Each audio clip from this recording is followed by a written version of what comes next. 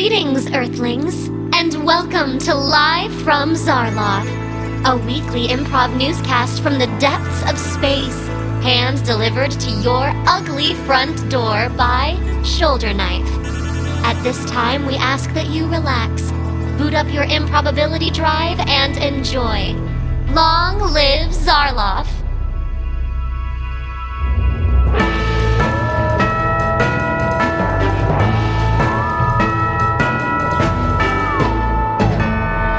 Good evening, subjects of the Empire. You are listening to Live from Zarloth, your number one resource for breaking news.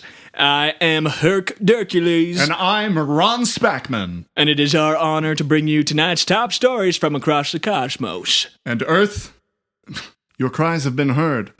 We understand what you've been saying, so in an effort to give the broader galaxy a glimpse into the planet of Earth, I, Ron Spackman, operating entirely alone, elected to scour your planet to find the brightest journalistic mind available. Oh. I know. That's just how thorough I am. That's very thorough. I can happily say, Herc, that thanks to the help of their World Wide Web, I have recruited the sharpest eyes and ears Earth has to offer. Well, I'm excited. Let's hear it. One, Dylan Johnson, a 13-year-old journalist from Detroit, Michigan. Dylan has already brought me a sizzling hot piece of news that he assures me only a true insider could possibly have procured, which I shall now share with the cosmos. Let's hear it. Play that breaking news thing we play. Thank you. Steve Jobs has passed away after a 7-year fight with Ligma. He was found deceased in his California home by his close friend, Dees. His tech company, Updog, has taken a significant blow. I greatly appreciate the thorough reporting, Dylan, and I'd like to say in the last 48 hours I've known you, you've become something of a son to me, and I couldn't be more proud. Who the heck is Steve Jobs? Well, I presume off of the context clues, Herc, that he was some manner of businessman. You'd have to ask Dylan. It says tech company, so presumably a brilliant mind of some sort that Earth is greatly missing in a moment like this. You'd have to talk to Dylan. Dylan would put it so clearly. Dylan, as my senior in terms of age, I would be very curious to speak with him and learn all the wisdom that he would have to impart. Yes, absolutely. There's a tone of cynicism. Are you... What? I was getting a tone of cynicism. Are you questioning Dylan? No, I'm not quite. He is 3 years my senior. That's right. And you should respect that age. I do. There's no cynicism here. I want to talk to Dylan. Give me Dylan. I'm not going to give you Dylan. You can't have him. He's mine. Not like give him to me, but he's mine. Just like show him to me. Like, I'm not going to show you a picture of a 13-year-old boy. I'm 10. I'm just 10, Ron. Right. Lest we forget. No, it's still odd. I carry one photograph of Dylan at the front of my starship just because I'm so proud of him. Okay, I mean, he does good work. I'd be proud of him, too. Right. Excellent. Then we're agreed. Yes. We're not arguing about anything. Why are you winking? I'm not. All right, there's... Earth. Can you hear me, baby? Earth, are you listening? Baby girl. Oh, stop it. I'm talking to Earth. Earth. I want to talk to Earth, too. Block out the noise, Earth. I understand that you feel small in a galaxy that now seems so massive. Space girl. And your submission... saw a lunar eclipse.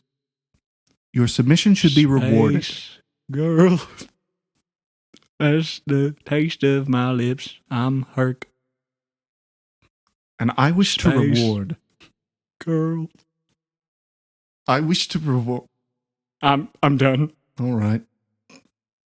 I wish to reward your submission by celebrating your greatest mind. Human excellence should be cherished in Zarloth, which is why journalistic minds like Dylan are priceless. Why are you're saying it like we're going to sell Dylan's mind because of its priceless nature, which I am on board with, but I maybe shouldn't have said that before I made sure that I was clear on your intentions, because it could possibly be misconstrued as criminal activity, which I have never been involved in. Again, interesting way to phrase that. Breaking news! This is an urgent report. We're hearing just now that a devastating meteor shower is imminent in the Gamma Quadrant. On the scene is our field reporter, Michael Wave. Michael, what do you have for us?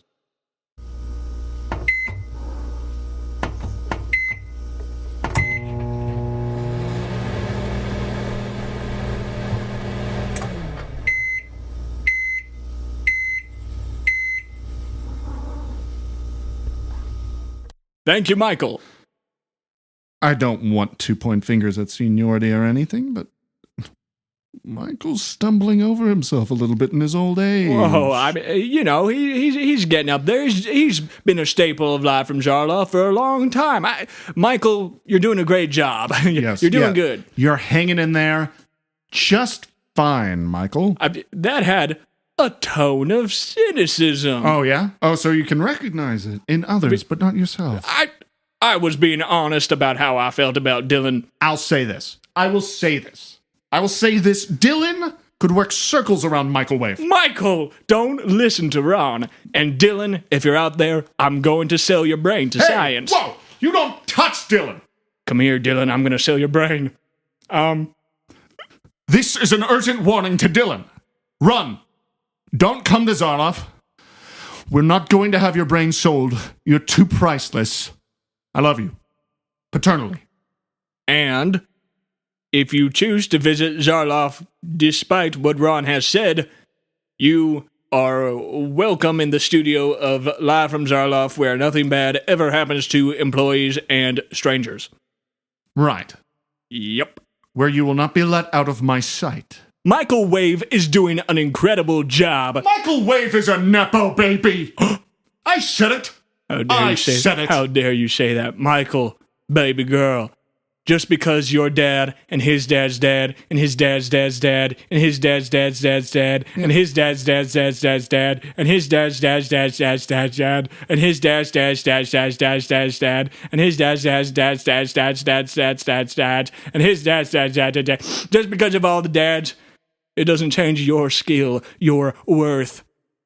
I think it does, though. Here's the thing. Just because your daddy, Refrig Orator, was a brilliant mind. Refrig was really something. He was a brilliant mind. I will say this. He was a Nepo baby as well. Well, yeah, I just listed. It's like 100 generations. It goes so far It goes really deep. You pulled off, and I respect it. I did stop it. It would have been the rest of the episode. Raise the production quality with that one. I respect it. Yeah, you got it. We were dangerously close to plummeting. Yeah, almost. Almost threw our ratings out the window. I almost went too far. All that to say, Refrig Orator was a war journalist who documented so many conquests. Oh, like which ones? Well, of Go Mode for one. When we That's were captured, true. That was he was documenting it. Refrig. Obviously, at the time, it was a little touchy and loaded for us. Is this personal? What? Is this personal in some way, Michael Wave? I'm saying is that this Refrig all was tied together to some anti-Zarloff mentality? How dare you even insinuate that? I would give my life for Zarloff. Fair and balanced. I'm just asking the questions. All right. Okay. Good thing that me and Ron are best friends. We are so close. We're practically... We're like this. For those at home, he is bringing his two little talons together. Like this. What's that? Michael Wave is already almost back from reporting. I don't want to talk to him. He's going to hear this. He's going to be here soon. You might have to talk to him. If he walks in this studio, I'm going to throw a fit. Well, he might. He might walk in here. I'm not going to talk to him. I don't associate with Nepo babies. We work to... Oh, Michael! Hey, good to see you. Oh, wait, what's that? What?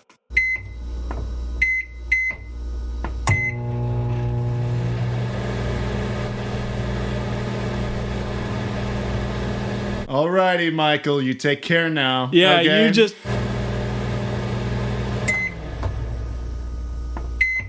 That's a good point, Michael. I'm sure he takes it back. He didn't really mean it. I don't, Michael, but you have a great rest of the day. We're doing a little bit of a news thing from a desk that you wouldn't know anything about. I mean, because you're out in the field.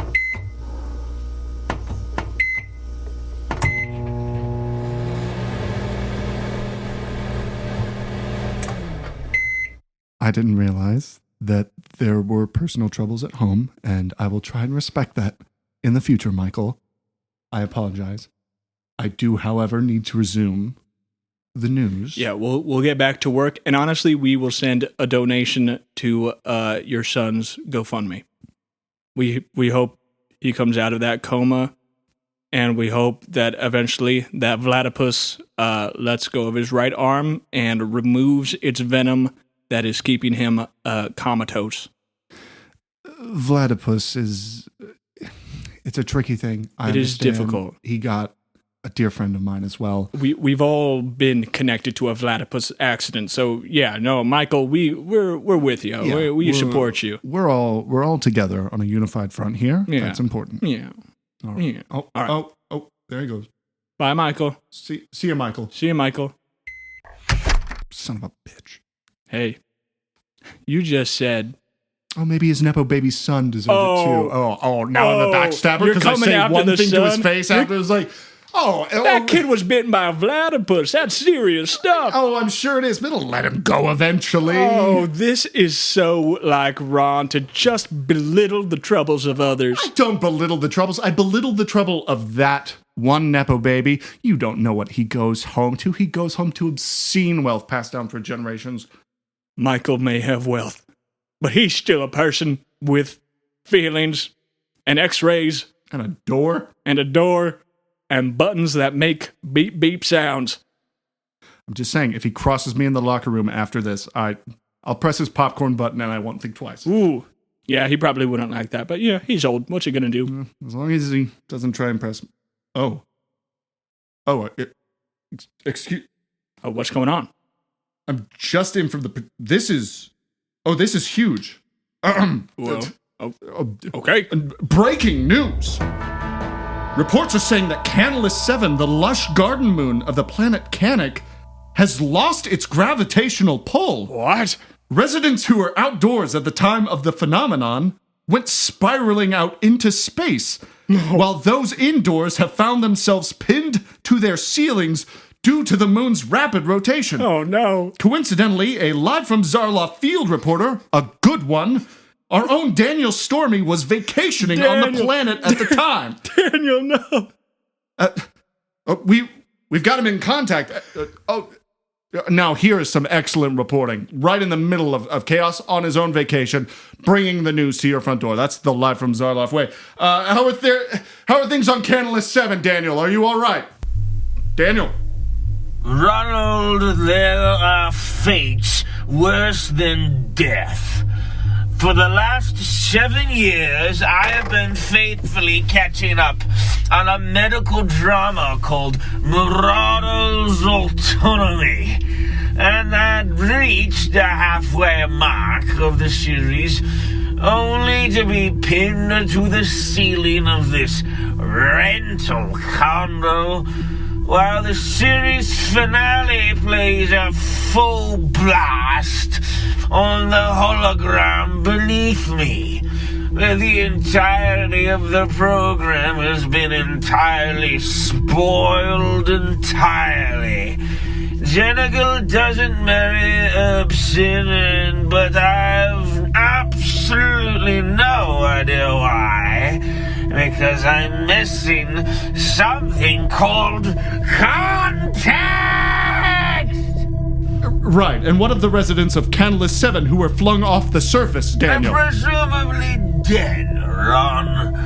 But the real question everyone is asking is why did they finish the series in a location that wasn't even in a hospital? There's nothing medicine at all at the dinner for some reason, and the entire characters are missing, who I presume either left or potentially dead, who knows? Frankly, I'd rather be flung into space than partaking in what I just experienced. Back to you, Daniel. Ronald, whoever the hell you are. Thank you, Daniel. Somebody let me down off this ceiling! We are sorry for the inconvenience you experienced this evening, Daniel, and to those with loved ones on E07, we are so sorry for your loss, and we'll be keeping an eye out for the remains of your family as we travel the night sky. Oh, crap. Wow. Daniel. Jeez. That is tough. I'm so sorry you ended up on your ceiling. That is just a bad hand right there. Yeah, honestly, I'm going to say it. E07 kind of takes second seat right now. I hope Daniel is genuinely okay. That there is a certain kind of mental torment that comes with having the finale of a season like that just ruined by being pinned to your ceiling by the lack of gravity. Are you something of a Murado's Autonomy fan? Honestly, I love it. I'm not fully caught up in the newest season, but I've been tracking. Yeah, I'm tracking. Did Daniel spoil any of it for you just with that, the whole Jenna Gill and Herbson thing? I mean, he was talking about dinner parties, so yeah, no, yeah, it's completely spoiled, yes. Because the whole show, it being a medical drama, it's all been kind of building up to this tense moment that has been teased that there's going to be like a dinner party, and they're going to bring a plate of biscuits, and somebody else is going to bring the drinks, and somebody else is going to bring themselves, and it's just an entire mess, and it's really hard to say like what's gonna happen. So the fact that that has happened, honestly, yeah, I have no interest in watching the rest of the show. I feel like I got it all. Yep. We're 0 for 2 today. Yeah, it's been disastrous. Obviously, it is a disaster. Hearts go out to E07, of course, but mostly to Daniel. I'll be completely honest. I stopped watching after season 1. Oh, really? Wait, what did it to you? What? You're not gonna like why. Okay. They introduced a Gorlabian character. Is this... Okay, no, just go on. You just keep talking. Do I have to? Go on. They introduced a certain very small, short, red character that lives to about 15 years on average. Not too dissimilar to my esteemed co-host. And, probably exactly like... It was just clear they had an agenda after that point. Tell me more about this agenda, Ron. Okay. What are they Are you trying to tell me that they are pandering by putting Glorbonian actors into Glorbonian roles? Is that what you are trying to say right now? I'm not saying not in a Glorbonian role. I was saying it felt shoehorned because it was like, wow, we are running a hospital and we want everyone to work here for 20 years. And then they cast a character with an actor that will not live to see 20 years. He will have to be recast. It's about Glorbonian's age. He could be a delicious bowl of soup that is just sitting there, and they could interact with it. Like, this works. You're gonna interact with soup? Yeah. This is petty. You know what's petty is this disgusting display of anti-Glorbonian information. I think it is all right for a Glorbonian to play a character in a show where most characters are going to live past 15, and then for them to ascend into their delicious form and continue to be part of that series. There is nothing wrong with that. It is the cycle of life. That's my people. Well, isn't that just beautiful? Firstly, many takes were ruined by actors blowing whistles midway through scenes. It's why you don't see them on stage. It's because plays get ruined by them blowing a whistle for their dumb religion. Are you...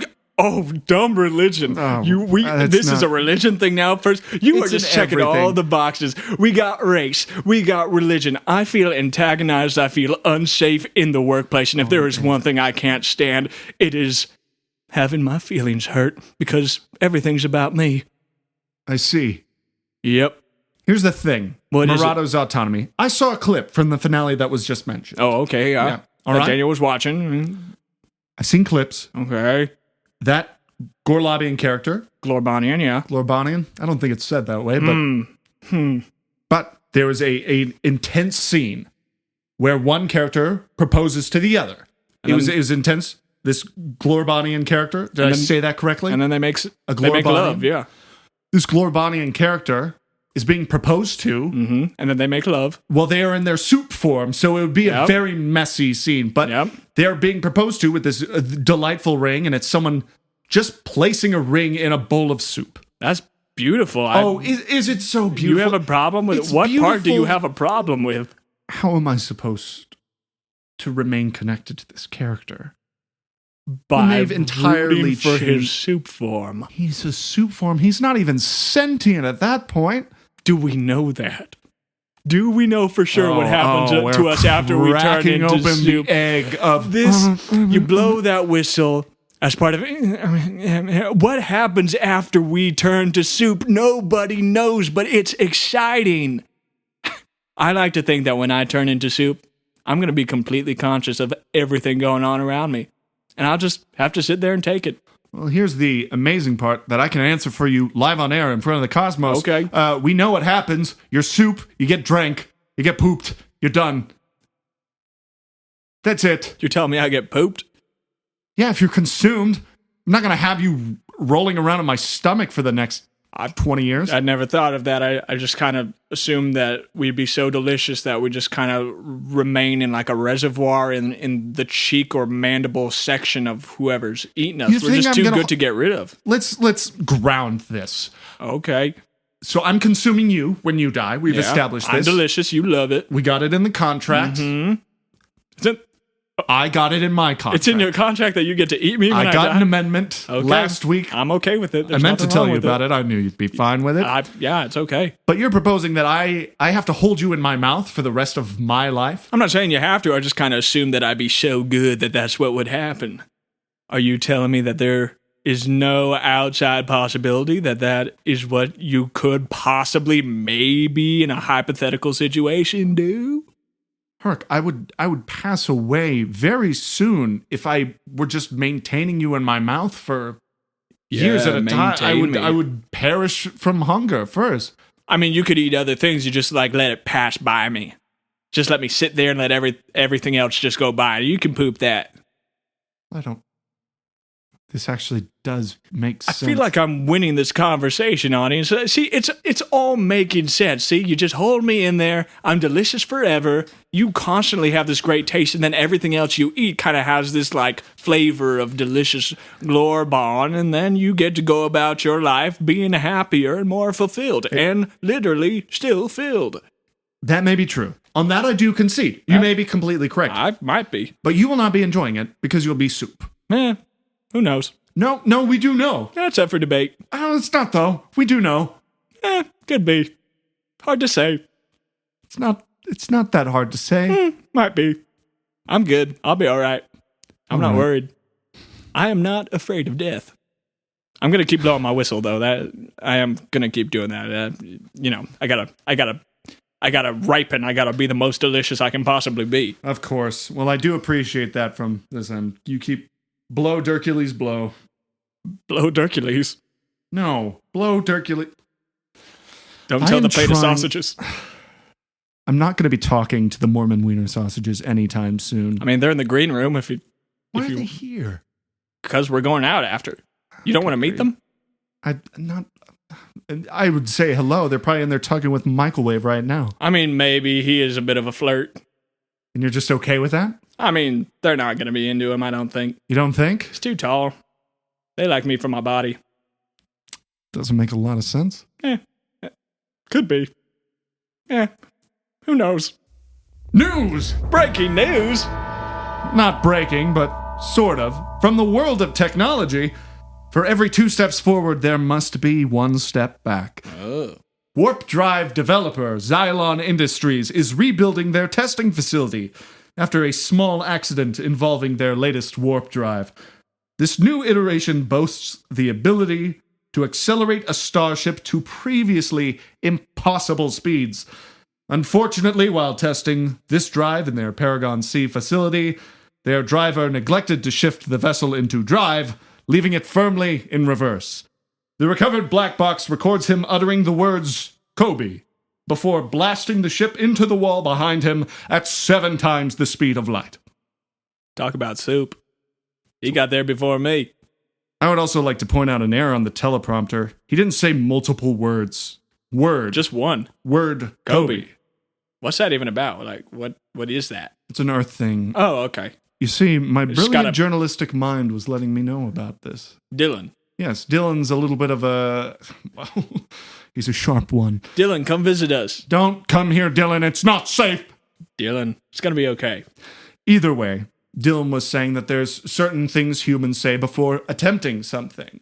Like, they will say YOLO. Or okay. Kobe. Or, what would you guys think if I did this? That's a good one. Oh, I've got one. They might say something like, twisty. That's what the pretzel says. Yeah, it's good, right? Because the pretzel might say that. Well, the pretzel might say that. I don't know why a human would say. Are you implying that some humans are conduits of the pretzel? I mean, they could be. He's a hive mind, you know. He's on Earth. He's pretty much everywhere. I feel like Earth would be a little bit more delightful if there was a bit more of the pretzel inhabiting the minds. We love you, pretzel. And we love you too, Earth. That to say... It's not as much as the pretzel. Yes, this testing facility is completely gone, though. Yeah, I would imagine that it is just completely devastated. That already, they said it had reached impossible speeds. Impossible speeds that had never been reached before. And we already go faster than the speed of light and pretty much the most basic model of spaceships. So yeah, if they went beyond that, then there's absolutely no particle left of that testing facility. It's amazing we can remember him with how... Yeah. If he went fast enough, he might have just gone back in time, erased himself from every timeline. The deletion of this creature. There are speeds so fast that if you hit a wall while traveling them, you literally evaporate yourself from the timeline. It's dark and it's terrible. But my ship, I drive a Crestalon 707. Not bad. It is a beautiful piece. It travels just shy of 4 times the speed of light. It achieves incredible things. How's the luxury gas mileage? Well, it's what you'd expect at that speed, you know. But I've got that kind of credit in a bad way. Yeah, conserve when you can. Yeah. I've seen your little piece in the. It's nice, right? Well, it's something. Yeah. Yeah, it's basically a minivan. It gets you there. Yeah, there and back. That's all I need. Nothing else. No detours. Not just really. There and back. It's got 3 seats. What does the plate of wieners think of this? They think it's okay. They just kind of sit in the passenger seat and they go, meh, it's okay. That's what they say. This may be too personal to ask on the air. I understand with the religion. Yes. There are certain things about your life that are very important to you. Naturally, yes. Do they adapt to your religion? Are you considering a transfer to theirs? Because they're Mormons. They are Mormons. Yeah, no, I really have no interest in being a Mormon, but I am pretending to be one right now. Currently, yeah, that's kind of what I'm doing. Herc, are you deceiving the plate of wieners? Oh, yeah, 100%. Herc, how long do you expect this to go? What if there's a broadcast of what we say right now that plays in the green room? It's okay. Herc, your relationship might be over with by the time, if they hear you lying to them even over the air while Michael waves in there, they're probably in his starship right now. I love you girls, but, yeah, they know it's purely physical for right now, and, it's, it's okay. What are you gonna do? Yeah, it's okay. You are obscenely laid back. It's okay. What are you gonna do? You on downers? No. My goodness, did you pull a 180 after last week? No, I would never partake of marriage of Vama. That's not how it's said. No, I said it correctly. I didn't. I didn't slur my speech. You did no such thing. I'm mighty hungry. Unbelievable. You're not even sober right now. No, I can quit whenever I want. It doesn't matter. Oh, good grief. No. I've been sleep deprived on air, but it's not what no, it's okay. It's Tomlin, bring the producer in here. Cut. This has been live. No, we're talking about this.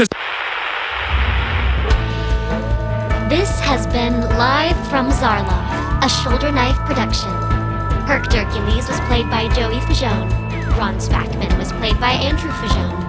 This episode featured special guest John Paul Fox as Daniel Stormy. Art design by Bernadette Schwegel. Audio production by Joey Faggion.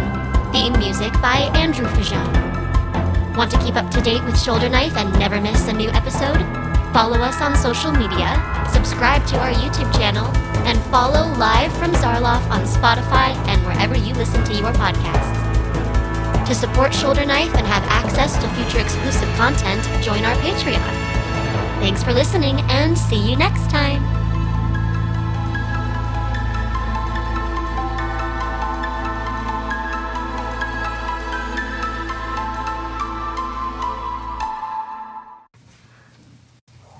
Alright, we're gonna do this again.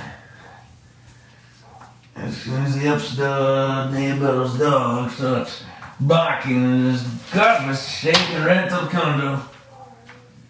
Shut up! You're not a dog, you're a cat. Shut up!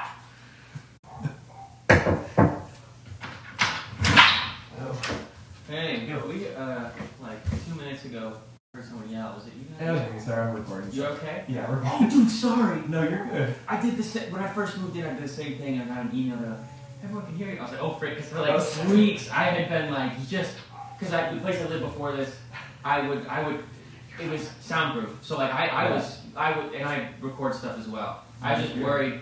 We both thought we heard something. No. And then I started feeling guilty. I was like, if somebody's in danger, You're good. you keep doing you. You're good. My friend's got a podcast. I'm just trying Sweet. to record. I'm sorry to interrupt. You're You fine. enjoy your evening. I Sorry. apologize. You You're have a good. good night. You have a good night. You too.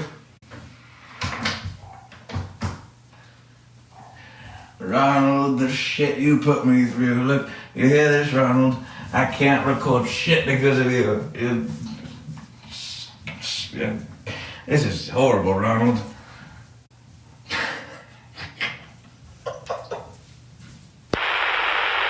A few gigabytes of photos of Dylan on my person at any time. God. No, it's not. I gotta double back on that one. I gotta double back. I can't do that shit. This will be our last episode. It might be a blooper. Oh, gosh. Come here, Dylan. I'm going to sell your brain. This is an urgent warning to Dylan.